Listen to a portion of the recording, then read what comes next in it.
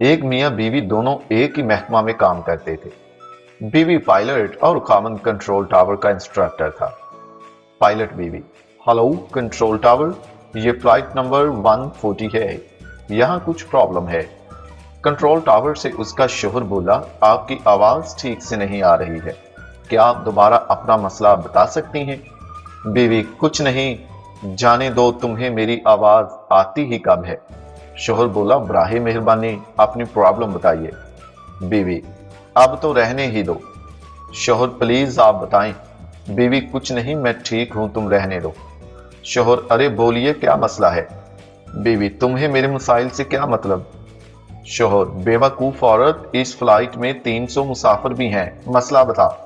औरत बोली, तुम्हें कभी मेरी परवाह नहीं रही, अभी भी 300 मुसाफिरों की ही परवाह है, मुझे नहीं करनी बात आपसे, आप रहने दो। हमारे मोहल्ले में एक औरत के बारे में मशहूर था कि वो इल्लामा इकबाल से बहुत प्यार करती हैं और ये कौमी हीरो इनको बहुत पसंद है। यहां तक कि उन्होंने जब घर बनाया तो वो भी इल्लामा इकबाल कॉलोनी में ही बनवाया। एक दिन उसकी एक सहेली ने उससे पूछा, क्या इकबाल से इतना प्यार करती है, क्या इसकी कोई नज़म आपको याद है? वो जोश भरे अंदाज से कहने लगी, वैसे तो इकबाल की काफी नज़में बहुत अच्छी और उम्दा हैं, लेकिन इनकी नज़म शिकवा का तो कोई जवाब ही नहीं है।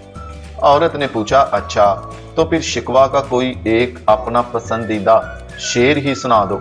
वो कुछ देर ज़हन पर जोर देती रही और आखिर बोली, शिकवा नहीं किसी से गिला नहीं, नसीब में नहीं था जो हमको मिला नहीं।